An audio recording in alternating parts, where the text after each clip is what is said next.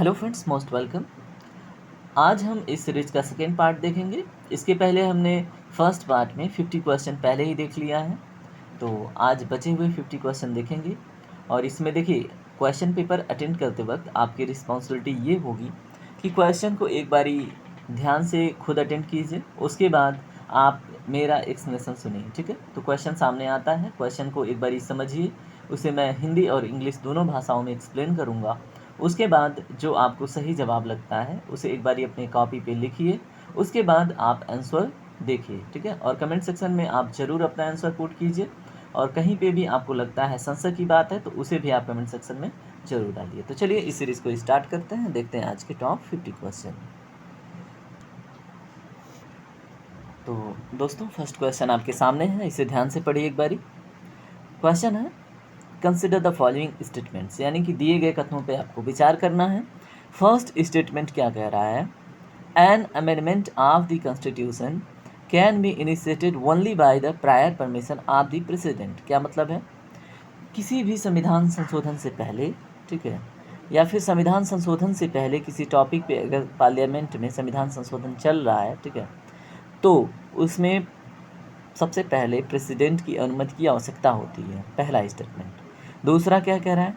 All constitutional amendment bill must be passed in each house by simple majority. यहाँ पे सभी constitutional amendment bill की बात कर रहा है, ठीक है, कि सभी कॉन्स्टिट्यूशनल बिल किससे पास होंगे? सिंपल मेजॉरिटी से, ठीक है, और भी दोनों हाउस में, यानी कि ईच हाउस में। तो इसमें राइट स्टेटमेंट देखिए कौन सा है, और अपना करेक्ट आंसर चूज कीजिए, फिर मैं इसे एक्सप्लेन करता हूँ। होप कि आपने इसमें करेक्ट स्टेटमेंट चूज कर लिया होगा। इसमें देखिए दोनों के दोनों ऑप्शन क्या हैं? गलत हैं, ठीक है, क्योंकि an amendment of the constitution can be initiated only by the prior permission, तो ये हर एक मैटर में ज़रूरी नहीं है, हर एक अमेंडमेंट में ज़रूरी नहीं है, ठीक है। तो फर्स्ट स्टेटमेंट गलत हो जाता है। दूसरा, all constitutional amendment bill must be passed in each house by simple majority, ये भी गलत है। सारे बिल्स कॉन्स्टिट्यूशन मतलब आप संविधान संशोधन में देखेंगे, कोई भी बिल आता है तो सारे के सारे सिंपल मेजॉरिटी से पास नहीं होते, ठीक है। अब इसमें थोड़ा सा हम डिटेल में बात करेंगे। देखिए, अगर संविधान संशोधन की बात है तो आपको पता होना चाहिए संविधान में संशोधन का जो विषय है वो संविधान के अनुच्छेद 368 यानी कि आर्टिकल 368 के अंतर्गत मेंशन है। सबसे इम्पोर्टेंट बात इसे याद रखिएगा। अगर संविधान में संशोधन की बात चल रही है तो वो सिर्फ और सिर्फ हमेशा याद रखिएगा वो संसद की बात होगी, संसद की, जिसको हम पार्लियामेंट बोलते हैं, ठीक है। अगर आपको कहीं विधानमंडल दिखे, लेजिस्लेचर दिखे तो उसे क्रॉस कीजिए, ठीक है। तो संविधान संशोधन सिर्फ और सिर्फ पार्लियामेंट में हो सकता है, याद रखिएगा, ठीक है। अगर इसमें और भी हम बात करें कि मतलब जैसे किसी भी प्रकार का बिल आता है तो उसे कौन उपस्थित कर सकता है, कौन रख सकता है, तो इसे किसी मंत्री, किसी गैर सरकारी सदस्य, ठीक है, इसके द्वारा भी मतलब स्थापित किया जा सकता है। राष्ट्रपति की पूर्व अनुमति इसमें आवश्यक नहीं होती है, ठीक है, बिल लाने में, ठीक है। इसमें अगर हम आगे बात करें कि ऐसे विधेयक को प्रत्येक सदन में विशेष बहुमत से अर्थात सदन की कुल सदस्य संख्या का बहुमत अर्थात सदन के 50% से अधिक सदस्य पक्ष में हो और सदन की उपस्थिति एवं मत देने वाले सदस्यों की 2/3 बहुमत से पारित करना अनिवार्य है, ठीक है। किस प्रकार के बिल को? अगर कोई संविधान संशोधन से रिलेटेड बिल है तो, ठीक है। क्या मैं कहना चाहता हूँ आपने मतलब शायद समझ लिया हो, ठीक है। जैसे अगर संविधान संशोधन से रिलेटेड कोई बिल है, ठीक है, तो उसके मतलब उस पर सबसे पहले तो कुल सदस्य संख्या का जो बहुमत है 50% से अधिक होना चाहिए, ठीक है। जैसे कोई बिल आया, उस पर संविधान संशोधन करनी है तो पार्लियामेंट में जो मेंबर होते हैं उसमें 50% से अधिक लोगों की सम्मति उस पर होनी चाहिए, ठीक है। और उसके बाद क्या है, जैसे उपस्थित, जैसे सदन में कितने लोग उपस्थित हैं, ठीक है, तो उसमें कितने लोगों ने मत दिया, वोट कितने लोगों ने दिया, उसमें 2/3 बहुमत, ठीक है, वो काउंट किया जाता है। अगर 2/3 बहुमत से उस बिल को पास कर दिया जाता है तो वो क्या हो जाता है, कोई कानून बन जाता है। तो यहाँ पे सिंपल मेजोरिटी दिया हुआ है, तो अगर 2/3 बहुमत की बात होती है तो उसको हम स्पेशल मेजोरिटी कहते हैं, ठीक है। इस क्वेश्चन में आगे बढ़ते हैं। देखिए, ये आई थिंक कंप्लीट होता है, ठीक है।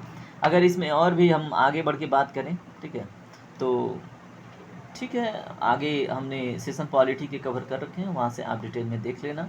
फिलहाल इस क्वेश्चन में आगे बढ़ते हैं।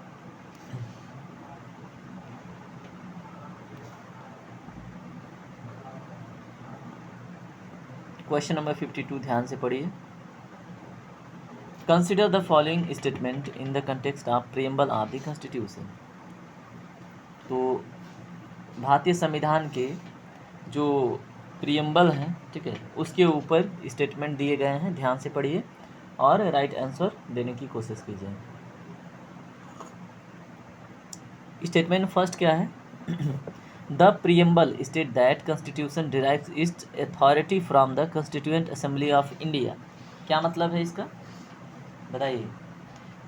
प्रस्तावना में कहा गया है कि संविधान भारत की संविधान सभा से अपनी प्राधिकार प्राप्त करता है, ठीक है, पहला स्टेटमेंट। दूसरा है, Indian constitution was the first constitution in the world to begin with a preamble. ये तो बहुत एक्सट्रीमिटी हो गया, इसको आप क्रॉस कर सकते हो, ठीक है। भारतीय संविधान प्रस्तावना से आरंभ होने वाला विश्व का पहला संविधान था, ऐसा कहना चाहता है स्टेटमेंट 2। तीसरा है, preamble is a part of the constitution and gives clarity in interpretation of the constitution.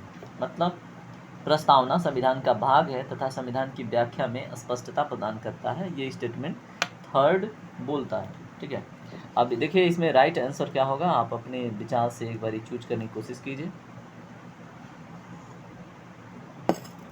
Sorry, अगर इसमें हम देखें फर्स्ट स्टेटमेंट क्या है, preamble state that constitution derive its authority. तो प्रीएम्बल क्या कहता है कि जो संविधान है वो अपनी अथॉरिटी कॉन्स्टिट्यूएंट असेंबली से डिराइव करता है? नहीं, बिल्कुल नहीं। उसमें आपने देखा होगा we the people of India, मतलब जो भारत के लोग हैं वहाँ से अपनी अथॉरिटी, अपना पावर डिराइव करता है, ठीक है। कौन? कॉन्स्टिट्यूशन। ओके, तो फर्स्ट स्टेटमेंट गलत, सेकेंड स्टेटमेंट गलत। Preamble is the part of the constitution, हाँ बिल्कुल, इसको कुछ केसेस के माध्यम से भारत के मतलब संविधान का हिस्सा बना दिया गया है, ठीक है। जैसे उसमें हमने पहले एक दिन पहले बात किया था, ठीक है। तो केशवानंद भारती केस दोबारा से अगर आता है, ठीक है, तो उसके ऊपर हम बात करेंगे।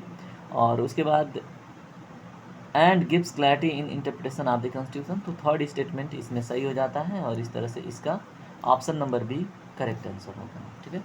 तो इस क्वेश्चन पे एक बार आप ध्यान दीजिए।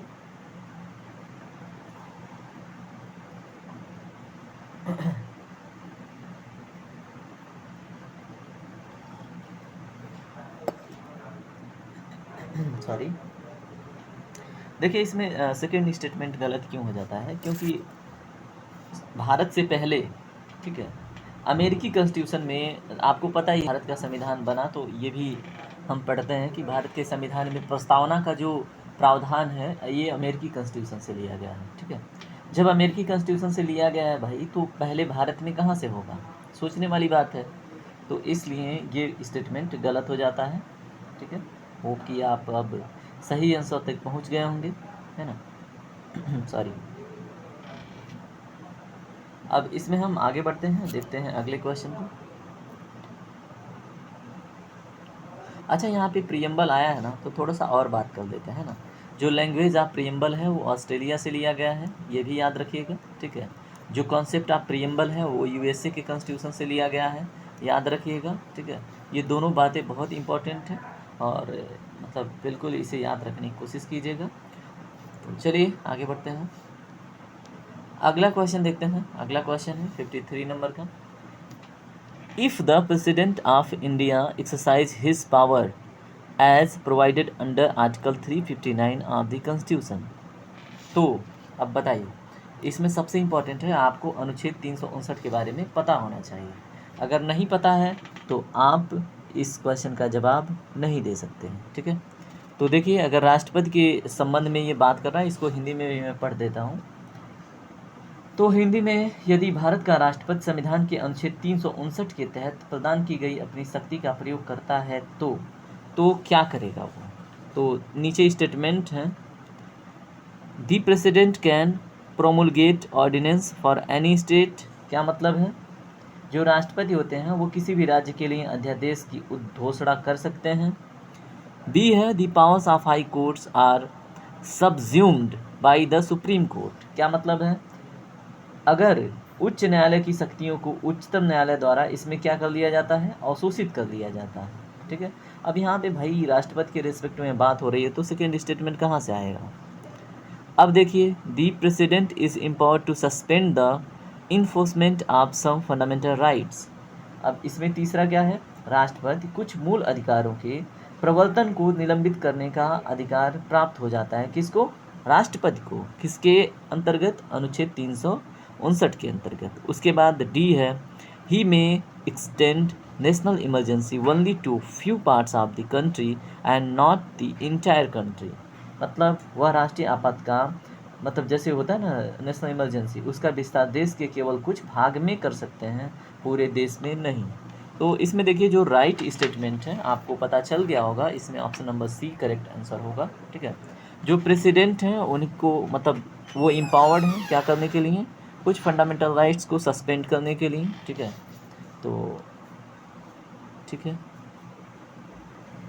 जैसे क्वेश्चन नंबर 53 में हमने देखा। ठीक है, तो इसमें राइट स्टेटमेंट आपको पता ही चल गया कि सी है। और देखिए इसमें आर्टिकल 359 के बारे में हम थोड़ा सा जान लेते हैं। ठीक है, अब इसमें जानना क्या है बताइए। देखिए अगर आर्टिकल 359 की बात करें तो इसमें प्रेसिडेंट क्या करता है, जैसे मान लीजिए नेशनल इमरजेंसी अगर डिक्लेयर हुआ है, ठीक है, तो प्रेसिडेंट क्या करते हैं, जो हम लोग को फंडामेंटल राइट्स मिला हुआ है, ठीक है, वो निलंबित नहीं होते, बल्कि उनका जो प्रभाव होता है वो कुछ समय के लिए मतलब सस्पेंड हो जाता है। ठीक है, कुछ समय के लिए जो उसका इन्फोर्समेंट है। ठीक है, जैसे हम दावा करते हैं ना सुप्रीम कोर्ट या हाई कोर्ट में जाके, तो वहाँ पे हम जाके दावा नहीं कर सकते, वो भी कुछ शार्ट पीरियड के लिए, जब तक वो इमरजेंसी का काल चल रहा है। ठीक है, तो उतने समय के लिए हमारे जो राइट्स हैं, ठीक है, जो हमें बहुत सारे अनुच्छेद के अंतर्गत मिले हुए हैं, उनका प्रभाव निरस्त कर दिया जाता है। लेकिन ज्यों ही आपातकाल ख़त्म होता है तो वो सारे के सारे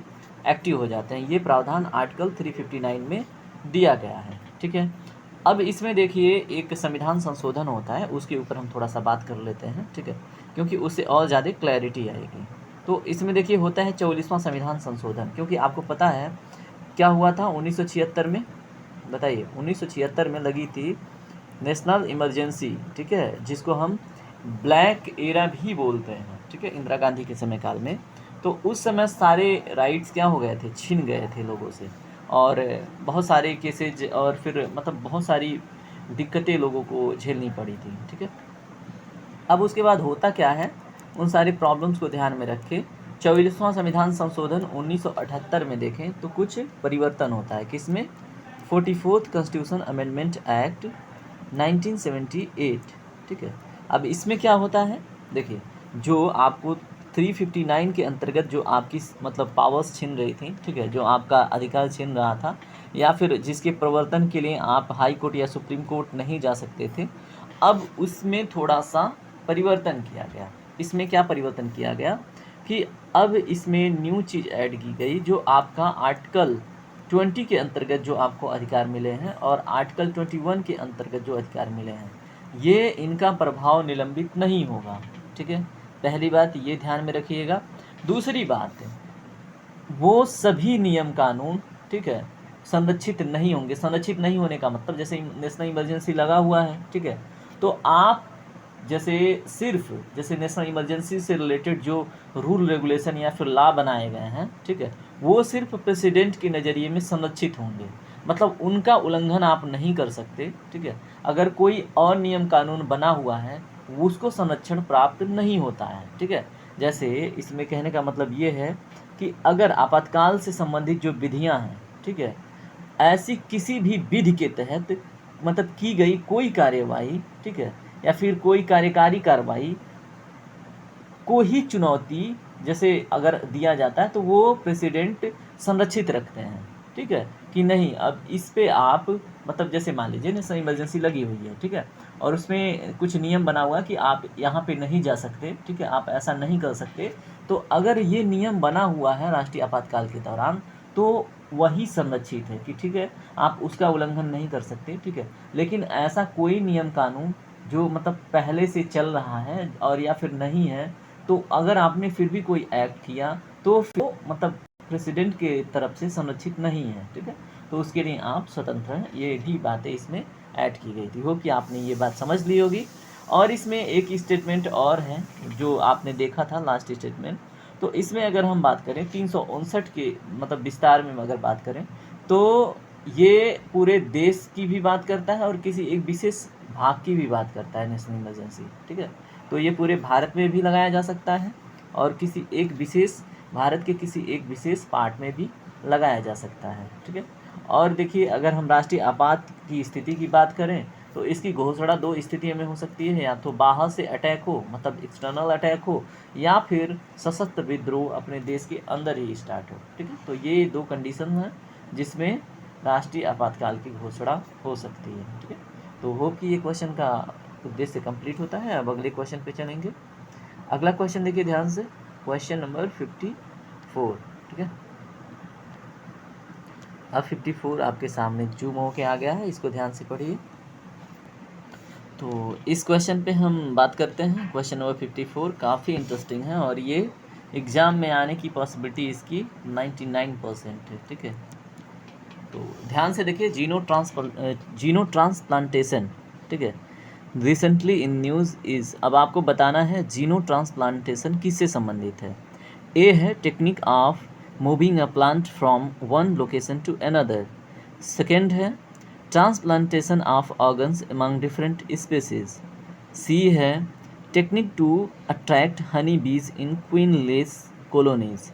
उसके बाद डी है changes in the microbiota, I'm not getting proper, changes in the microbiota between specific community of organism, ठीक है। तो इसको हिंदी में हम एक बारी देख लेते हैं, हिंदी में ये क्वेश्चन क्या कहना चाहता है। हिंदी में क्वेश्चन है जो जीनो ट्रांसप्लांटेशन है वो न्यूज में देखा जाता है, ये किससे संबंधित है, ठीक है। तो ए है किसी पादप को एक स्थान से दूसरे स्थान पर ले जाने की तकनीकी। बी है विभिन्न प्रजातियों के बीच अंगों का प्रत्यारोपण। सी है रानी विहीन कॉलोनियों के में मधुमक्खियों का आकर्षित करने की तकनीक। उसके बाद है जियो के विशिष्ट समुदायों के बीच माइक्रोबायोटा में परिवर्तन। तो इसमें देखिए राइट आंसर जो हो जाता है, अगर आपने ये न्यूज में देखा होगा, ठीक है, तो इसमें option number B correct answer हो जाता है। अब इसमें थोड़ा सा डिटेल में बात करेंगे जिससे ये टॉपिक आपका तैयार हो जाए, ठीक है। तो इसमें हम बात करते हैं, देखिए अगर हम जीनो ट्रांसप्लांटेशन की बात करें तो इसमें होता क्या है। अगर न्यूज़ में ये बना है तो अमेरिका की बात है, ठीक है। वहाँ पे एक मतलब मरीज़ था, ठीक है, जिसका हृदय क्या हो गया था, ख़राब हो गया था, ठीक है। तो डॉक्टरों ने क्या किया था, एक सुअर के हृदय का ट्रांसप्लांटेशन किया था और वो सफल ट्रांसप्लांटेशन के रूप में देखा गया, ठीक है। तो इस प्रकार की व्यवस्था को हम जीनो ट्रांसप्लांटेशन कहते हैं, ठीक है। अन्य स्पेसीज जैसे मनुष्य में किसी अन्य जीव का अगर कोई भी पार्ट यूज़ होता है, ठीक है, तो उसको हम जीनो ट्रांसप्लांटेशन कहते हैं। और ये जो शब्दावली है या फिर ये जो स्टेटमेंट है, ये फूड एंड ड्रग्स एडमिनिस्ट्रेशन, मैं यहाँ पे लिख देता हूँ FDA, food and drugs administration of USA, ठीक है। तो इसी ने जीनो ट्रांसप्लांटेशन को बढ़ावा दिया है या फिर ये वर्ड कॉइन किया है। आप इसे ध्यान से याद रखिएगा, एग्ज़ाम में पूछा जाए तो आपको पता होना चाहिए, ठीक है। अगर इसमें देखें थोड़ा सा बढ़ा के, ठीक है, तो जीनो ट्रांसप्लांटेशन का मतलब है क्या। जैसे आपके बॉडी में कोई कोशिका, कोई ऊतक, ठीक है, कोई मांसपेशी, कोई बोन्स या फिर किसी भी पार्ट में अगर किसी गैर मानव पशु स्रोत से, ठीक है, उसे प्राप्त किया जाता है, ठीक है, उन सारी चीज़ों को डेवलप किया जाता है आपके शरीर में, तो इसको हम जीनो ट्रांसप्लांटेशन कहेंगे, ठीक है। अगर इसमें किसी बैक्टीरिया बाह्य जीव का भी योगदान होता है, ठीक है, तो उसे भी जीनो ट्रांसप्लांटेशन के लिस्ट में रखा जाएगा, जिसको हम एक्स वीवो के नाम से भी जानेंगे, ठीक है। एक्स वीवो मतलब बाह्य जीवों के संपर्क से अगर आपके शरीर में कोई भी तरल पदार्थ, कोशिका, ऊतक, ठीक है, या फिर आर्गन ट्रांसप्लांटेशन किसी भी प्रकार का अगर कोई क्रिया होती है, that will be known as geo transplantation, ठीक है। तो भूलिएगा नहीं। अब इसमें हम आगे बढ़ेंगे, ठीक है। चलिए अगले क्वेश्चन पे चलते हैं, क्वेश्चन नंबर 55। ध्यान से पढ़िए क्वेश्चन को। आपने क्वेश्चन पढ़ लिया, ठीक है। मैं क्वेश्चन अब एक बारी पढ़ता हूँ। Consider the following statements with reference to the martial law in India, ठीक है। तो भारत में माशाल्लाह के रिस्पेक्ट में आपसे स्टेटमेंट पूछा गया है। फर्स्ट है the Indian constitution under article 34 defines माशाल्लाह। ठीक है, मतलब भारत के संविधान के अनुच्छेद 34 के अंतर्गत माशाल्लाह को डिफाइन किया गया है। ठीक है। दूसरा है बोथ माशाल्लाह and national emergency can be imposed in any part of the country. मतलब अगर हम बात करें माशाल्लाह या फिर नेशनल इमरजेंसी की, तो भारत के किसी भी हिस्से में इसे इम्पोज किया जा सकता है, लगाया जा सकता है। ठीक है, तो इसमें देखिए राइट स्टेटमेंट क्या होगा। अगर हम बात करें माशाल्लाह का, ठीक है, तो माशाल्लाह को कॉन्स्टिट्यूशन में डिफाइन नहीं किया गया है, इसलिए फर्स्ट स्टेटमेंट क्या हो जाएगा, गलत। ठीक है, तो फर्स्ट स्टेटमेंट गलत हो गया और सेकेंड स्टेटमेंट तो सही है। माशाल्लाह और नेशनल इमरजेंसी भारत के किसी भी हिस्से में लगाया जा सकता है। ठीक है, तो इस क्वेश्चन के लिए राइट आंसर हो जाएगा ऑप्शन नंबर बी। तो इसमें देखिए अगर आर्टिकल 34 की हम बात करें तो इसमें क्या है बताइए। अगर हम अनुच्छेद 34 की बात करते हैं तो अगर किसी क्षेत्र में माशाल्लाह इम्पोज्ड है, ठीक है, तो उस स्थिति में जो फंडामेंटल राइट्स होते हैं उस पर क्या लगाए जाते हैं, प्रतिबंध लगाए जाते हैं। तो इसका प्रावधान करता है आर्टिकल 34। ठीक है, तो ये चीज़ आपको याद रहनी चाहिए। ठीक है,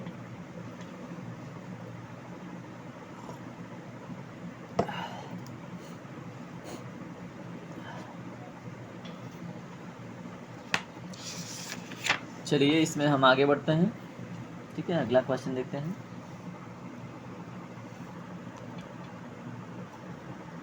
अगला क्वेश्चन क्या है, अब आपको बात करना है शेड्यूल कास्ट और शेड्यूल ट्राइब से रिलेटेड कुछ स्टेटमेंट दिए गए हैं। अब इसमें बात की जा रही है कि with reference to the representation of people belonging to scheduled caste and scheduled tribes while implementing reservation in promotion in India consider the following statements. ठीक है, तो इसको मैं एक बार हिंदी में पढ़ दूँ जिससे क्लैरिटी आपके दिमाग में आ जाए। ठीक है, तो क्वेश्चन है भारत में पदोन्नति में आरक्षण लागू करने के दौरान अनुसूचित जातियों और अनुसूचित जनजातियों से संबंधित लोगों को प्रतिनिधित्व के संदर्भ में जो स्टेटमेंट दिए गए हैं उन पे विचार करना है। यहाँ पे बात हो रही है प्रमोशन में। ठीक है, तो ध्यान से स्टेटमेंट फर्स्ट क्या कह रहा है, the state is obligate to collect quantifiable data showing the inadequacy of representation of section of people in public employment। क्या मतलब है इसका बताइए। लोक नियोजन में लोगों के किसी वर्ग के प्रतिनिधित्व की अपर्याप्तता को दर्शाने वाले मात्रात्मक आंकड़े एकत्र करने के लिए राज्य बाध्य है। ठीक है, यहाँ पे जो आपको देखने को मिल रहा है इनएडिक्वेसी ऑफ रिप्रेजेंटेशन। ठीक है, inadequacy of representation of a section of people in public employment. ठीक है, तो फर्स्ट स्टेटमेंट इसके ऊपर जोर दे रहा है। ये क्वेश्चन काफ़ी इंपॉर्टेंट है और थोड़ा सा डिफिकल्ट भी हो सकता है आपके लिए, तो ध्यान से। उसके बाद सेकेंड स्टेटमेंट है assessment on the inadequacy of representation of the reserved categories in promotional post is left to the central government। क्या मतलब है, जो पदोन्नति होता है, प्रमोशन होता है, उससे संबंधित पदों में आरक्षित श्रेणियों के प्रतिनिधित्व की अपर्याप्तता के आकलन का उत्तरदायित्व केंद्र सरकार पर है। अब इसमें देखिए राइट आंसर क्या होगा, आप अपने कंसेंट से चूज कीजिए। क्वेश्चन नंबर 56 का राइट आंसर क्या होगा। ऑप्शन है ए ओनली, बी है टू ओनली, सी है बोथ, डी है नन। इसमें देखिए अगर हम बात करें तो इसमें केवल और केवल स्टेटमेंट फर्स्ट करेक्ट है। ठीक है, तो state is obligated to collect the quantifiable data. ठीक है, तो ये किसकी जिम्मेदारी है, लोक नियोजन के लिए किसकी जिम्मेदारी है, किसी वर्ग का अगर प्रतिनिधित्व पर्याप्त नहीं है, ठीक है, तो वो जिम्मेदारी किसी राज्य के लिए बाध्य है। ठीक है, वो कोई राज्य ही देखेगा कि क्या हो रहा है क्या नहीं हो रहा है। अगर किसी मतलब विशेष पोस्ट में या फिर किसी विशेष एम्प्लॉयमेंट में उच्च पदों पर अगर जो यहाँ पे लिखा गया है क्या रिप्रेजेंटेशन की कमी देखी जाती है, तो क्या किया जाता है, प्रमोशन में भी रिजर्वेशन दिया जाता है। ठीक है, और इसका जांच परख राज्य की जिम्मेदारी में है। ठीक है, अगर हम बात करें कि इनका निर्धारण कौन करता है, बताइए इसका निर्धारण कौन करता है। अगर हम बात करें कि इसमें निर्णय अगर देखा जाए पदोन्नति संबंधित पदों में आरक्षित जो वर्ग होता है उसके प्रतिनिधित्व की अगर अपर्याप्तता इनएडिक्वेसी देखने को मिलती है, इसका आकलन का उत्तरदायित्व भी स्टेट के ऊपर है। ठीक है, तो देखिए इसमें हमने जो देखा है तो स्टेटमेंट सेकेंड कैसे गलत हो गया। यहाँ पे क्या है, सेंट्रल गवर्नमेंट को यहाँ पे दिया गया है, क्या इस स्टेटमेंट में दिया गया असेसमेंट ऑन द इनएडिक्वेसी। ठीक है, किसके ऊपर रिस्पॉन्सिबिलिटी, सेंट्रल गवर्नमेंट, जबकि ये किसकी है, स्टेट गवर्नमेंट की। ठीक है, तो ये दोनों बातें याद रहना चाहिए। अगर हम इससे रिलेटेड केस की बात करें, ठीक है, कि SC/ST का प्रमोशन में रिजर्वेशन से रिलेटेड जो केस है या फिर जो वाद है उसके ऊपर बात करें, ठीक है, तो इसमें अगर आप नागराज वाद 2006 का देखें और जर्नैल सिंह वाद 2018 का देखें तो इसमें न्यायालय ने निर्णय दिया क्या कि अब इसके अनुसार जो राज्य का मात्रात्मक आंकड़ा होगा, ठीक है, उसको एकत्र करने के लिए कौन बाध्य होगा, स्टेट। ठीक है, एम नागराज केस याद रखिएगा 2006। ठीक है, उसके बाद एक केस और है, क्या नाम है उसका, जर्नैल सिंह केस, क्या नाम है, जर्नैल सिंह केस कब का है, 2018 का। ठीक है, तो इन दोनों केसों ने इसमें सुप्रीम कोर्ट ने अपनी फैसला सुनाई कि ये जो जिम्मेदारी है ये स्टेट की होगी। ठीक है, चलिए अब इसमें हम आगे बढ़ते हैं और देखते हैं।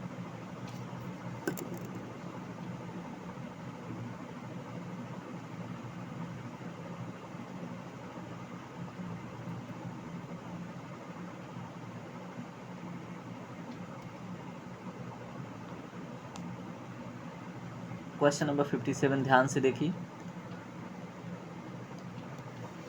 एक बारी क्वेश्चन आप देखिए खुद। तो चलिए क्वेश्चन नंबर 57 को पढ़ते हैं ध्यान से।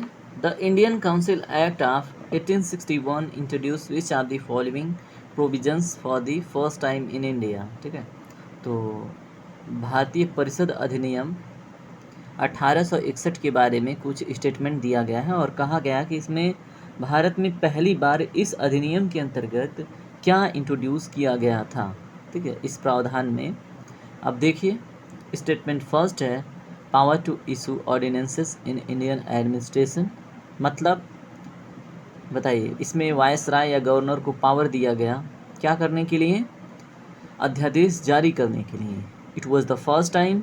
सेकेंड है nomination of Indians as non official members to viceroy के काउंसिल को और विस्तारित करके इसमें नॉन ऑफिशियल मेंबर्स को नॉमिनेट करने का एक प्रावधान स्टार्ट हुआ।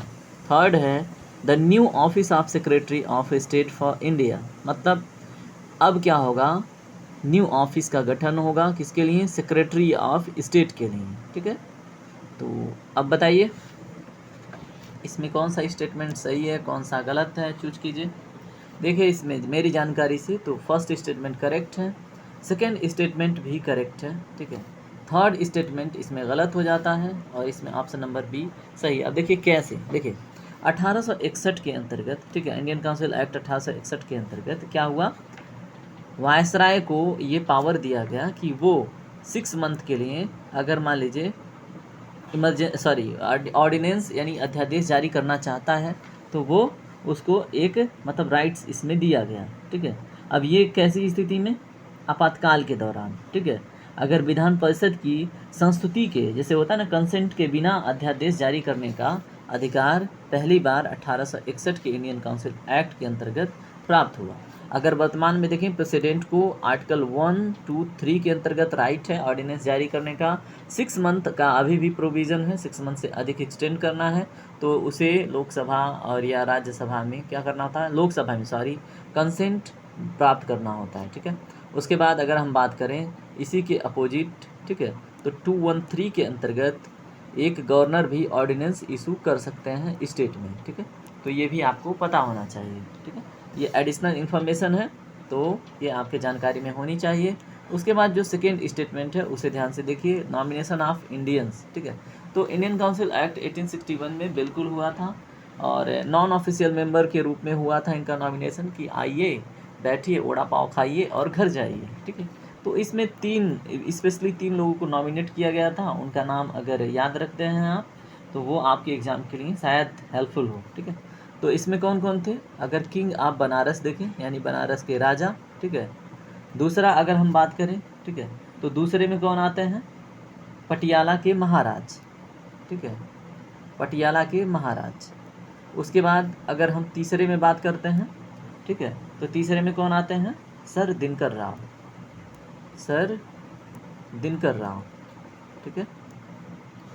तो ये हैं तीनों के तीनों जिनको नॉमिनेट किया गया था, किसमें बताइए, किसमें इनको नॉमिनेट किया गया था as a non official member. मतलब बताइए, जैसे होते हैं ना ऑफिशियल मेंबर, तो इनको नॉन यानी कि गैर सरकारी सदस्य के रूप में इनको नॉमिनेट किया गया था, ठीक है।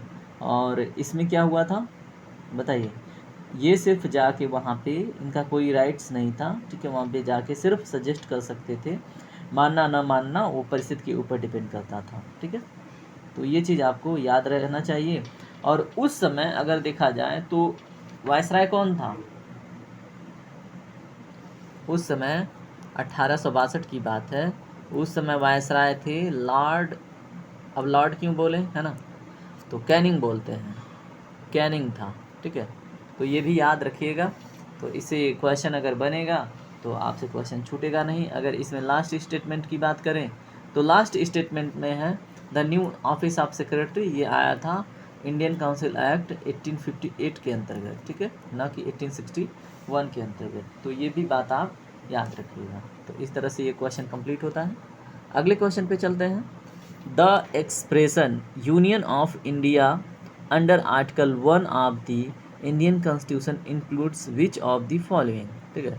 तो आर्टिकल 1 के अंतर्गत जब हम डिफाइन करते हैं यूनियन ऑफ इंडिया, ठीक है, तो आर्टिकल 1 के अंतर्गत कौन कौन सी प्रोविज़न या फिर कौन कौन सा क्षेत्र ऐड है।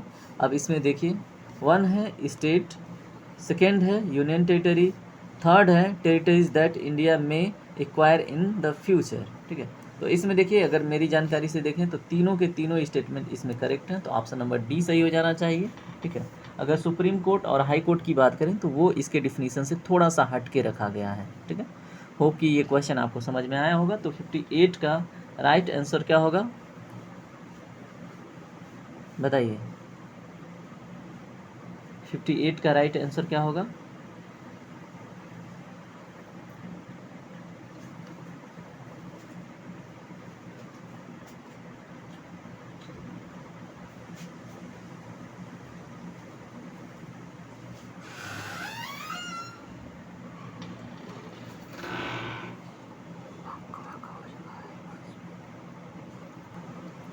फिफ्टी 58 नंबर के क्वेश्चन को समझने में थोड़ी सी मिस्टेक हुई है, ठीक है। तो इसके ऊपर फिर से हम बात करते हैं। The expression union of India, ठीक है, यहाँ पे एक्सप्रेशन यूनियन ऑफ इंडिया के रिस्पेक्ट में बात करनी थी, और हमने टोटल आर्टिकल 1 के रिस्पेक्ट में बात करी, ठीक है। तो इस क्वेश्चन में ये थोड़ा सा ट्रिकी है, तो यहाँ पे ध्यान देने जैसी बात है। अगर हम बात करें union of India under article 1, ठीक है, भारत के संविधान के अनुच्छेद 1 के अंतर्गत जो एक्सप्रेशन यूनियन ऑफ इंडिया है उसके रिस्पेक्ट में ये क्वेश्चन है, ठीक है। तो बताइए फिर से दोबारा से, क्या यूनियन ऑफ इंडिया में स्टेट आएंगे, यूनियन टेरिटरी आएगा, टेरिटरीज दैट इंडिया में एक्वायर इन द फ्यूचर, मतलब भारत के राज्य आएंगे, या फिर जो संघीय क्षेत्र हैं, या फिर जो भविष्य में भारत एक्वायर करेगा जिन क्षेत्रों को, वो आएंगे। बताइए फिर से क्वेश्चन 58 को देखते हैं दोबारा से। तो देखिए इसमें जैसा, मतलब मैंने इस पर थोड़ी सी विचार किया, ठीक है, थोड़ी सी विचार करने के बाद अब इसमें हम पहुँचे हैं नतीजे के ऊपर कि इसमें जो स्टेटमेंट 1 है वो ओनली करेक्ट है, ठीक है। यानी कि अगर हम भारत में यूनियन ऑफ इंडिया की बात करते हैं, ठीक है, तो यहाँ पे सिर्फ और सिर्फ स्टेट्स आते हैं, ठीक है। यूनियन ऑफ इंडिया के एक्सप्रेशन में केवल स्टेट की बात होती है, ठीक है। और जो इसमें अगर हम बात करते हैं कि जो भारतीय संघ है, ठीक है, इसकी तुलना में अगर हम यूनियन टेरिटरी ऑफ इंडिया की बात करते हैं, यूनियन टेरिटरी ऑफ यूटीआई की बात करते हैं, यूनियन टेरिटरी ऑफ इंडिया की, तो यूनियन ऑफ इंडिया से इसका डिफिनीसन बड़ा है, ठीक है। मतलब इसका डिफिनीसन क्या है, बड़ा है, किसके कंपेरिजन में, यूनियन ऑफ इंडिया से। किसका, यूनियन टेरिटरी ऑफ इंडिया। अब कैसे, देखिए, अगर भारत का राज्य क्षेत्र मतलब यूनियन टेरिटरी ऑफ इंडिया की बात करें तो इसमें कौन कौन सम्मिलित होता है, बताइए। अगर हम इसमें बात करें तो राज्य क्षेत्र में अगर हम देखें तो राज्य ही नहीं, संघ राज्य क्षेत्र यानी कि यूनियन टेरिटरी और ऐसे अन्य राज्य क्षेत्र भी सम्मिलित होते हैं जिन्हें भारत क्या करेगा, भविष्य में एक्वायर करेगा, ठीक है। तो यहाँ पे यूनियन ऑफ इंडिया में केवल स्टेट आता है और यूटीआई में क्या क्या आता है, ये सारे आते हैं, स्टेट आते हैं, यूनियन टेरिटरी आता है और टेरिटरीज दैट इंडिया में एक्वायर इन फ्यूचर, ठीक है। तो ठीक है, इसमें राइट आंसर हो जाएगा ऑप्शन नंबर ए। 59 नंबर के क्वेश्चन को ध्यान से देखिए क्या है। यहाँ पे बात की जा रही है, which of the following is are the defining feature of the parliamentary form of the government in India. मतलब जैसे भारत में जो संसदीय प्रणाली है सरकार की, उसके रिस्पेक्ट में स्टेटमेंट दिया गया है कि कौन है जो संसदीय, इसमें जो स्टेटमेंट है, कौन सा स्टेटमेंट है जो संसदीय प्रणाली को प्रमोट करता है या फिर उसकी विशेषता को बताता है। तो स्टेटमेंट फर्स्ट है, क्या है, what a tight separation of powers between the executive, legislature and judiciary. Second है, the executive is responsible to the legislature. Third है, division of powers between center and state. तो बताइए इसमें पार्लियामेंट्री फॉर्म ऑफ गवर्नमेंट का feature कौन सा है। तो इसमें देखिए अगर हम बात करें, ठीक है, कि what a tight separation of powers between executive, legislature and judiciary, तो ये गलत है, ठीक है। अगर हम यहाँ पे पार्लियामेंट्री फॉर्म ऑफ गवर्नमेंट में देखें तो जो एग्जीक्यूटिव और जो लेजिस्लेचर होता है, ठीक है, दोनों एक ही निकाय होते हैं, ठीक है। अब इसमें देखें लेजिस्लेचर से ही एग्जीक्यूटिव का चयन होता है, तो स्टेटमेंट फर्स्ट इस तरह से क्या हो जाता है, गलत हो जाता है। यानी कि सरकार की संसदीय प्रणाली में हम देखें तो शक्तियों का जो स्पष्ट पृथक्करण की बात होती है वो नहीं है, ठीक है। यहाँ पे हम देखते हैं कार्यपालिका क्या होता है, विधायिका का ही एक भाग होता है, ठीक है। अब इसमें हम सेकेंड स्टेटमेंट में देखते हैं जो executive is responsible to the legislature, तो हाँ सेकेंड स्टेटमेंट करेक्ट है, ठीक है। तो थर्ड पे आते हैं डिवीजन ऑफ पावर। देखिए अगर डिवीजन ऑफ पावर की बात करें तो जब स्टेट को अलग से डिवीजन ऑफ पावर मिलेगा तो वो विकेंद्रीकरण की भूमिका में जाएगा, ठीक है। और विकेंद्रीकरण यानी कि क्या किस चीज़ को प्रमोट करता है, ये पार्लियामेंट्री फॉर्म ऑफ गवर्नमेंट को नहीं रिप्रेजेंट करता है, याद रखिएगा, ठीक है। तो इस तरह से इसमें केवल एक ही स्टेटमेंट करेक्ट है, ऑप्शन नंबर 2। तो इसमें ऑप्शन नंबर सी क्या हो जाएगा, सही जवाब होगा, ठीक है। तो आगे बढ़ें, चलिए आगे बढ़ते हैं, 60 नंबर के क्वेश्चन को देखते हैं। 60 नंबर के क्वेश्चन को ध्यान से पढ़िए। आपको बात करनी है which of the following is are correct with reference to the right to property. Right to property के रिस्पेक्ट में स्टेटमेंट है, अब इस पर विचार करना है। अब इसमें देखिए फर्स्ट स्टेटमेंट है it is a legal right, second है it can be curtailed by an ordinary law of the parliament, ठीक है। उसके बाद मतलब पहला क्या कह रहा है कि यह एक विधिक अधिकार है, दूसरा कह रहा है कि जो राइट टू प्रॉपर्टी है इसको अगर चाहे पार्लियामेंट तो एक साधारण कानून के द्वारा उसको कम कर सकती है, ख़त्म कर सकती है, ठीक है। In case of violation the aggrieved person can directly move the supreme court for its enforcement, ठीक है।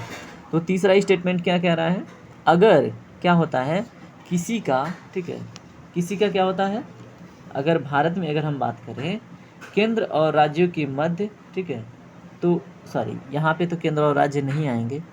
इन केस ऑफ वायलेशन, जैसे जो भी आपको राइट टू प्रॉपर्टी मिली है अगर उसका उल्लंघन किया जाता है तो पीड़ित व्यक्ति इसे प्रवर्तित कराने के लिए यानी इन्फोर्स कराने के लिए सीधे उच्चतम न्यायालय जा सकता है, ठीक है। तो अब बताइए इसमें कौन सा स्टेटमेंट करेक्ट होगा। विचार कीजिए। देखिए फर्स्ट स्टेटमेंट तो सही है, ठीक है। अगर फर्स्ट सही है तो इसमें बी ओनली जो है इसको हटा दीजिए, यानी कि जहाँ जहाँ पे है वन वहाँ वहाँ पे वो होगा करेक्ट। दूसरा स्टेटमेंट इसमें क्या है बताइए। दूसरा स्टेटमेंट है कि एक ऑर्डिनरी लॉ की तरह पार्लियामेंट कर्टेल कर सकता है, तो बताइए ये सही है।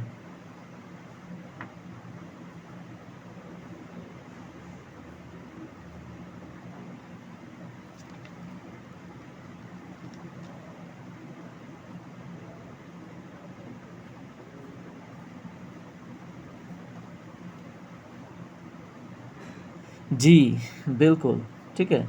अगर हम बात करें दूसरे स्टेटमेंट के ऊपर तो कर सकता है, ठीक है। तो ये भी आप याद रखिएगा, ठीक है। इसमें संविधान संशोधन करने की आवश्यकता नहीं होगी, एक मतलब साधारण विधि के द्वारा रेगुलेट कर सकता है, ठीक है। तो सेकेंड स्टेटमेंट भी करेक्ट होगा, सॉरी सेकेंड स्टेटमेंट यहाँ पे करेक्ट होगा। थर्ड स्टेटमेंट में थोड़ा सा गलती दिख रही है, वो इसलिए बताइए किस लिए थर्ड स्टेटमेंट क्यों गलत है। अगर उल्लंघन के मामले में हम देखेंगे तो पीड़ित व्यक्ति अनुच्छेद 32 का यूज कब करता है बताइए, जब उसके फंडामेंटल राइट्स का हनन होता है। लेकिन यहाँ पे राइट टू प्रॉपर्टी अब फंडामेंटल राइट नहीं है, ठीक है। कब से नहीं है, 44th कॉन्स्टिट्यूशन अमेंडमेंट 1978 से, ठीक है। अगर उसके पहले की बात करें तो वो क्या कर सकता था, सुप्रीम कोर्ट में डायरेक्टली मूव कर सकता था, लेकिन अभी ये नहीं जा सकता, ठीक है। और अगर हम बात करें अनुच्छेद 226 के तहत तो उच्च न्यायालय तो जा सकता है, ठीक है।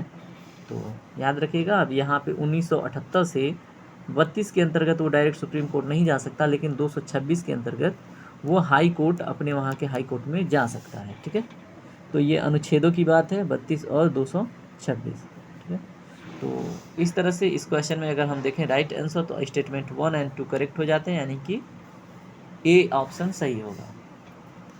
अगला क्वेश्चन देखिए 61 नंबर का। यहाँ पे बात हो रही है ऑब्जेक्टिव रेजुलेशन के ऊपर, ठीक है। तो principle were included in the objective resolution passed by the constituent assembly.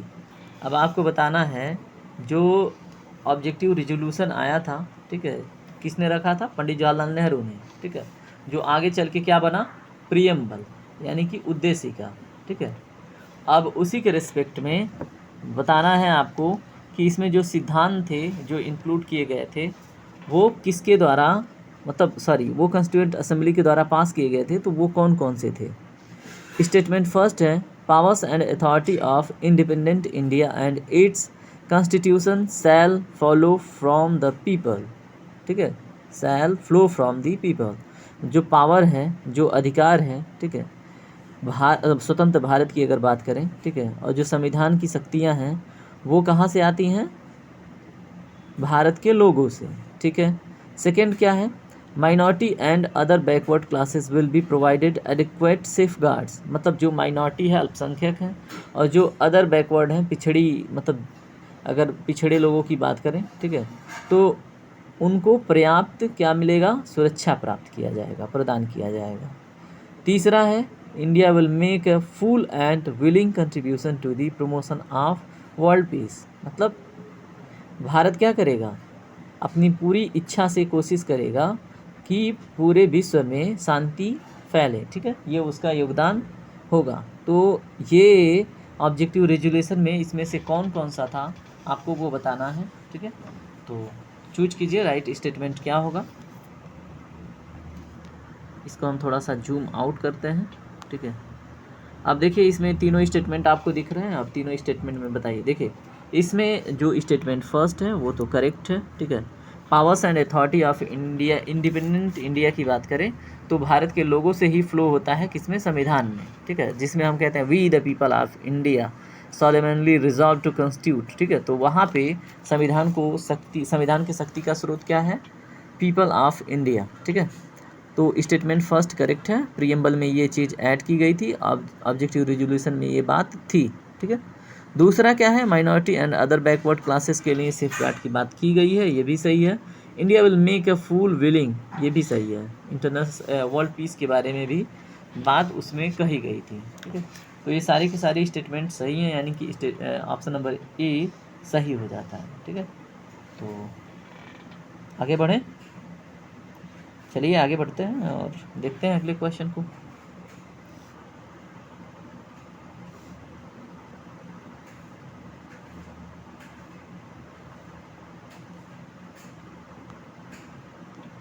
अगला क्वेश्चन एकदम बिल्कुल सिंपल है लेकिन इम्पॉर्टेंट है, तो ये जानना चाहिए। भुंगलोती which was recently in news is, बताइए। भुंगलोती जो न्यूज में अभी बनी हुई थी, तो ये किससे संबंधित है, बताइए। भुंगलोटी, ए है N extinct species of native bird, मतलब क्या है, देशज पक्षी की एक विलुप्त प्रजाति। बी है the tribal festival of Onge tribe, जो ओंगे ट्राइब है उसका एक फेस्टिवल है। और सी है species of plant use to make dyes, मतलब रंजक बनाने के लिए प्रयुक्त एक पादप प्रजाति। डी है a form of traditional folk art painting, मतलब परंपरागत लोक चित्रकला की एक शैली, ठीक है। तो इसमें राइट आंसर क्या होगा, इसमें देखिए ऑप्शन नंबर सी सही है। ये एक स्पेसीज है प्लांट की, ठीक है, जो क्या करता है, बताइए क्या करता है। अभी हमने बात किया कि ये रंजक बनाने के लिए प्रयुक्त एक पादप प्रजाति है, ठीक है। तो भुंगलोटी का क्या किस में यूज किया जाता है, रंजक बनाने में, ठीक है। तो इसके ऊपर थोड़ा सा बात कर लेते हैं, क्योंकि इस पे क्वेश्चन पूछा जा सकता है एग्जाम में। चलिए, अगर हम भुंगलोटी की बात करें तो ये एक लता है, क्या है, लता। और ऐसे पादप जो जमीन के निकट होते हैं उनको हम क्या बोलते हैं, लता बोलते हैं। जिसे कटहल के वृक्ष के जड़ों के रस के साथ मिलाने पर केसरिया रंग प्राप्त होता है। किसको मिलाने के, भुंगलोटी को, ठीक है, किसके साथ मिलाने पर, कटहल जो होता है ना उसके जड़ों के रस के साथ मिलाने पर हमें क्या मिलता है, केसरिया, सैफ्रॉन कलर, ठीक है। तो इसीलिए ये एक रंजक है और ये क्या है, एक लता है, ठीक है। अगर हम परंपरागत रूप से इसका उपयोग देखें तो बौद्ध भिक्षुओं के वस्त्रों को रंगने के लिए किसका यूज किया जाता था, भुंगलोटी, ठीक है। क्या यूज किया जाता था, भुंगलोटी, ठीक है। अगर हम सितंबर 2018 में देखें तो असम का जो चलगांव है, ठीक है, चला गांव, चला विलेज जो है, उसके आसपास गांव के लोगों में, देखिए यहाँ पे सबसे इम्पोर्टेंट है असम, उसके बाद 2018, ठीक है। ये दोनों बातें इम्पोर्टेंट हैं, याद रखिएगा।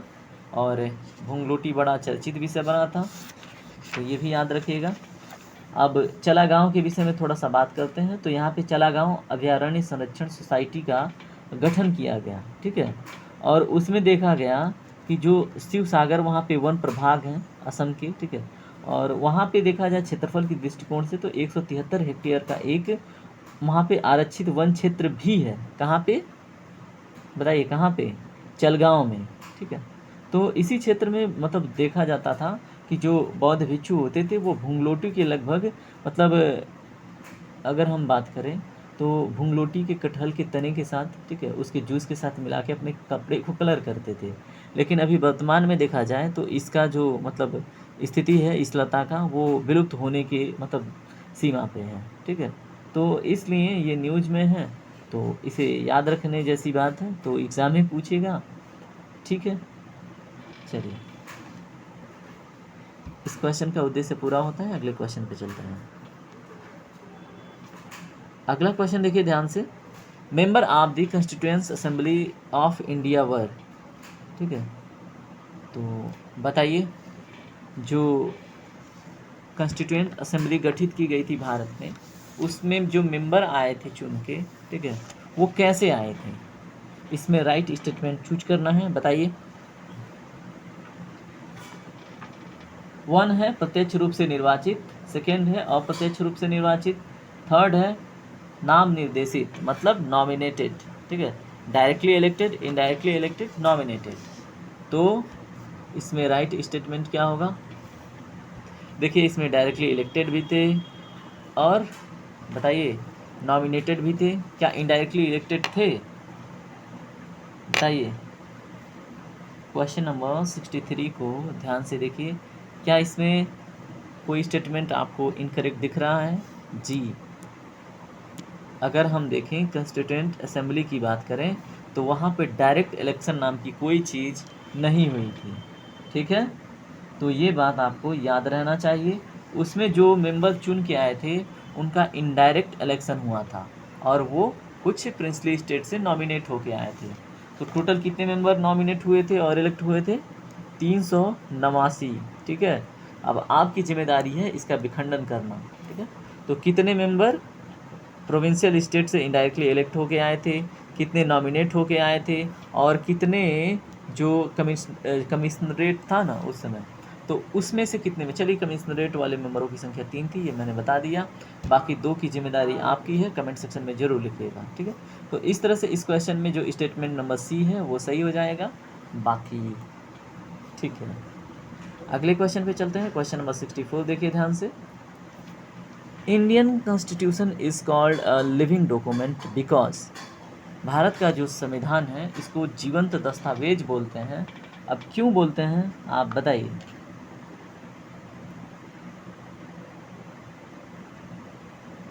स्टेटमेंट फर्स्ट है, Indian constitution is open to changes as per the changing needs of the society.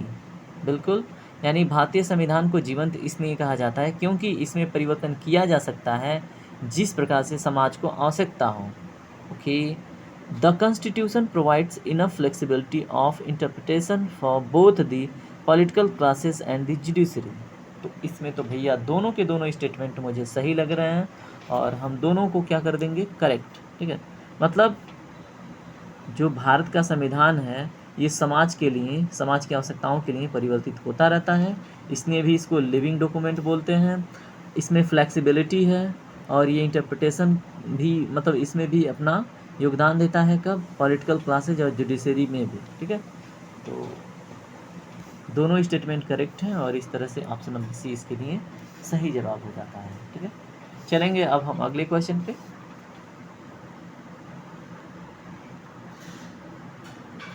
चलिए अगला क्वेश्चन है 65 नंबर का। विथ रेफरेंस टू यूपीएससी, जिसकी तैयारी आप कर रहे हैं, विच of the following statement is और करेक्ट। तो बताइए कौन सा स्टेटमेंट इससे रिलेटेड करेक्ट है। फर्स्ट है, it is mandated with the classification of services and cadre management of selected candidates. मतलब क्या है बताइए। यह चयनित उम्मीदवारों की सेवाओं के वर्गीकरण और कैडर प्रबंधन के लिए अधिदेशित है, मतलब मैंडेटेड है। सेकेंड है, it present its annual performance report to the parliament. मतलब क्या करता है यह अपनी मासिक निष्पादन रिपोर्ट जो है वो संसद को प्रस्तुत करता है। उसके बाद थर्ड क्या है, इसका जो ज्यूरिसडिक्शन है can be extended by an act made by the parliament. मतलब इसका जो अधिकारिता है, ठीक है, उसको संसद द्वारा निर्मित अधिनियम द्वारा विस्तारित किया जा सकता है। अब इसमें आपको राइट स्टेटमेंट चूज करना है, ठीक है। तो इसमें देखिए केवल एक ही स्टेटमेंट करेक्ट है। अगर क्वेश्चन नंबर 65 की बात करें, ऑप्शन नंबर सी और स्टेटमेंट 3 और ऑप्शन नंबर सी इसका करेक्ट है। क्योंकि बताइए कथन जो एक है वो सही नहीं है, क्यों बताइए।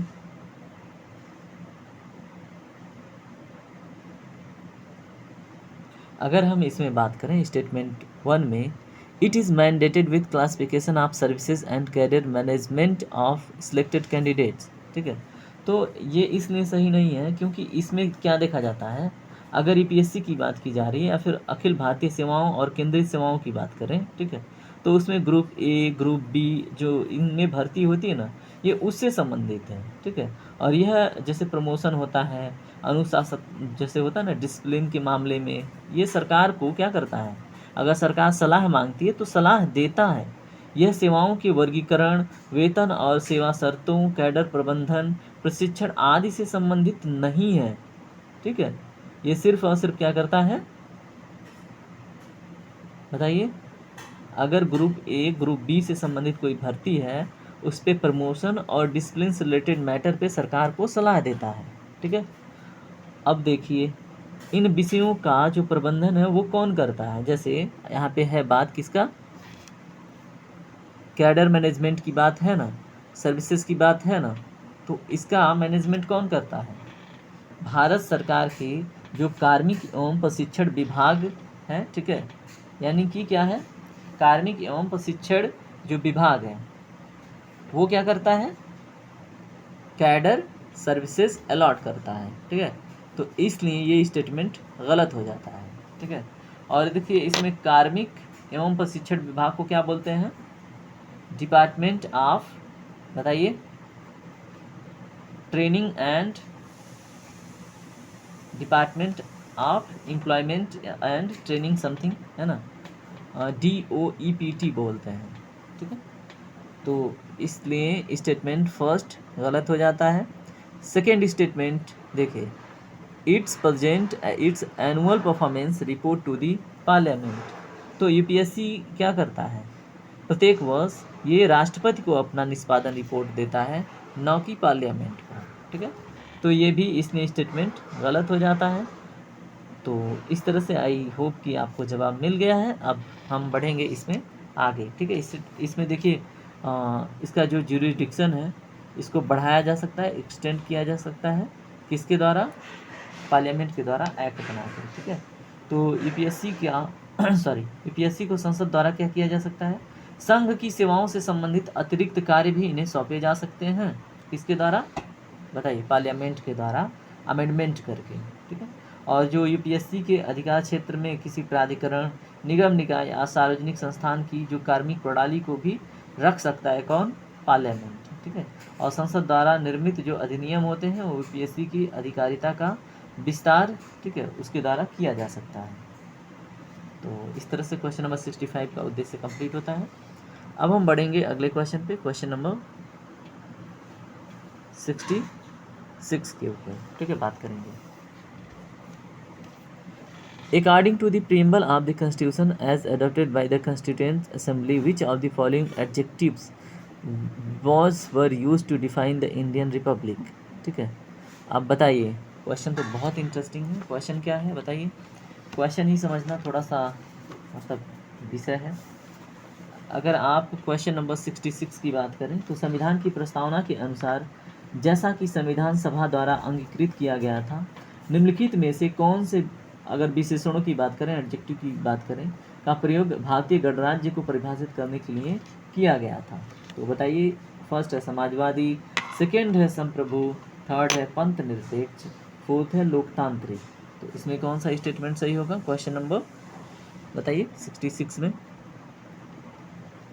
तो इसमें जो ऑप्शन है, ऑप्शन नंबर बी सही होगा। क्यों?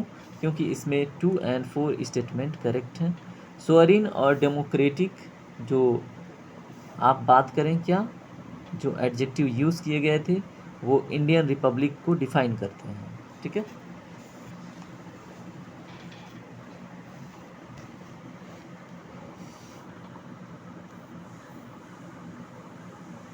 तो इसमें स्टेटमेंट बी मेरे हिसाब से करेक्ट होगा। इसमें थोड़ा सा हम बात करेंगे। ठीक है, तो अगर इसमें हम बात करें संविधान की, अगर प्रस्तावना की बात करें, ठीक है, तो इसमें देखिए गणराज्य में भारतीय गणराज्य को संप्रभु, समाजवादी, पंथ निरपेक्ष और लोकतांत्रिक के रूप में परिभाषित करती है। कौन? संविधान की प्रस्तावना। ठीक है, और इनमें जो संप्रभु और लोकतांत्रिक शब्द है वो संविधान सभा द्वारा अंगीकृत प्रस्तावना का भाग था। ठीक है, इसे बाद में नहीं ऐड किया गया था। लेकिन जो पंथ निरपेक्ष है और जो बताइए समाजवादी का जो टर्मिनोलॉजी है, इसको 42वें संविधान संशोधन के द्वारा 1976 में ऐड किया गया था। ठीक है, तो इसमें आप बिल्कुल समझ सकते हो। ठीक है, और 42वें संविधान संशोधन में कौन कौन से वर्ड ऐड किए गए थे? सोशलिस्ट, सेकुलर और इंटीग्रिटी। ठीक है, इंटीग्रिटी। ठीक है, ये 3 वर्ड कौन से संविधान संशोधन में बताइए? 42वें संविधान 42nd कॉन्स्टिट्यूशन अमेंडमेंट 1976 के अंतर्गत ऐड किए गए थे। ठीक है, कौन कौन? सोशलिस्ट, सेकुलर और इंटीग्रिटी, जिसको हम हिंदी में क्या बोलते हैं, अखंडता। ठीक है, तो इसमें केवल स्वरीन और डेमोक्रेटिक वर्ड हैं जो इंडियन रिपब्लिक को डिफाइन करते हैं। चलिए आगे बढ़ते हैं, देखते हैं अगले क्वेश्चन को। क्वेश्चन नंबर 67 देखिए ध्यान से। With reference to joint public service commission consider the following statements. तो यहाँ पे आपको ज्वाइंट पब्लिक सर्विस कमीशन के रिस्पेक्ट में जो स्टेटमेंट दिए गए हैं उनके ऊपर विचार करना है। तो विचार कीजिए। पहला स्टेटमेंट क्या है, it can be created by president on the request of state legislatures concerned. ठीक है, मतलब क्या है, इसे राष्ट्रपति द्वारा संबंधित राज्य विधानसभाओं के अनुरोध पर गठित किया जा सकता है। कौन, संयुक्त राज्य लोक सेवा आयोग। दूसरा स्टेटमेंट है, its members holds office for a term of 6 years और until they attain the age of 62 years whichever is earlier। तो बताइए इसमें जो टर्म ऑफ ऑफिस होता है मेंबर्स का वो कितना होता है, 6 साल होता है क्या, बताइए, या फिर 62 वर्ष।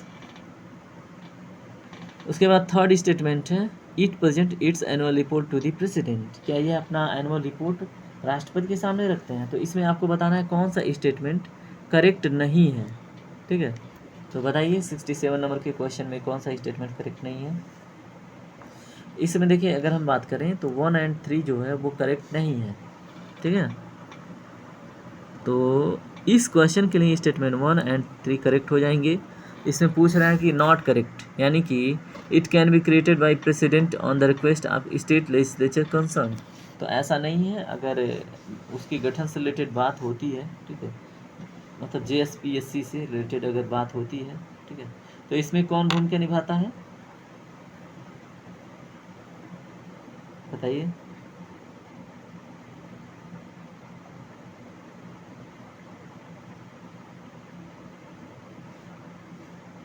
ये विधानसभाओं के अनुरोध पर संसद के एक अधिनियम द्वारा गठित किया जाता है। तो इसमें कौन आता है, विधानसभा। ठीक है, यानी कि स्टेट असेंबली। ठीक है, तो याद रखिएगा। तो इस तरह से हमने देखा फर्स्ट स्टेटमेंट क्या हो जाता है, करेक्ट, क्योंकि यहाँ पे पूछ रहा है नॉट। ठीक है, तो नॉट के रिस्पेक्ट में स्टेटमेंट फर्स्ट सही है। उसके बाद हम बात करते हैं सेकेंड स्टेटमेंट की। तो सेकेंड स्टेटमेंट तो आपको पता ही है, कथन दूसरा सही है, इसलिए इस क्वेश्चन के लिए वो सही नहीं है। ठीक है, तो यहाँ पे क्योंकि पूछ रहा है नॉट करेक्ट। ठीक है, तो जो JSPSC के अध्यक्ष होते हैं वो सदस्य की नियुक्ति राष्ट्रपति के द्वारा की जाती है। इसके सदस्य 6 वर्ष की अवधि के लिए 62 वर्ष के लिए आयु प्राप्त करने तक जो भी पहले वो पद धारण करते हैं। कौन, JSPSC के मेंबर। ठीक है, तो इसमें क्या कार्यकाल दिया है, बताइए, 62 ईयर्स दिया है और क्या दिया है, 6 ईयर्स। ठीक है, तो ये दोनों स्टेटमेंट करेक्ट हैं, 6 साल और 62 ईयर्स। ठीक है, अब हम बात करेंगे इसमें। ठीक है, थर्ड स्टेटमेंट तो आपको पता ही है कि करेक्ट है।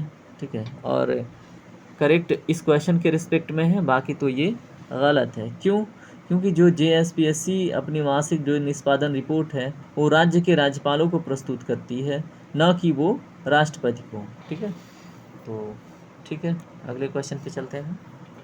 अगला क्वेश्चन है, with reference to the solicitor general of India. अब सॉलिसिटर जनरल ऑफ इंडिया के रिस्पेक्ट में स्टेटमेंट दिए गए हैं, उसे पढ़िए। The office of the solicitor general of India is mentioned in the Indian constitution. क्या ऐसा है कि जो ऑफिस ऑफ सॉलिसिटर जनरल है, ठीक है, उनका पोस्ट भारतीय संविधान में कहीं मेंशन है। दूसरा है, the role of the soldier general is to assist the attorney general in the fulfilment of his office responsibilities. ठीक है, तो 68 क्या कह रहा है, बताइए। 68 कह रहा है कि सॉलिसिटर जनरल की भूमिका महान्यायवादी को उसके आधिकारिक उत्तरदायित्वों को पूरा करने में सहायता करने के लिए किया जाता है। तो इसमें देखिए राइट स्टेटमेंट की बात करें तो ऑप्शन नंबर केवल दूसरा स्टेटमेंट सही है, यानी कि ये बात सही है। ठीक है, जो सॉलिसिटर जनरल की भूमिका होती है अटॉर्नी जनरल को असिस्ट करने के लिए या फिर उनका हेल्प करने के लिए किया जाता है। ठीक है, और पहला स्टेटमेंट क्या है कि जो सॉलिसिटर जनरल ऑफ इंडिया है उसका जो पोस्ट है वो भारतीय संविधान में मेंशन है। ठीक है, तो फर्स्ट स्टेटमेंट इस क्वेश्चन के हिसाब से तो गलत है, क्योंकि महान्यायवादी को उसके आधिकारिक उत्तरदायित्वों को पूरा करने में सहायता करता है। ठीक है, तो इस तरह से हम देखते हैं कि क्वेश्चन नंबर 68 कंप्लीट होता है। और अगर हम बात करें अनुच्छेद की, तो अनुच्छेद 76 के अंतर्गत ये प्रावधान आपको मिलेगा, तो एक बार आप देख लीजिएगा। ठीक है, अगले क्वेश्चन पे चलते हैं, उसके पहले एक ब्रेक।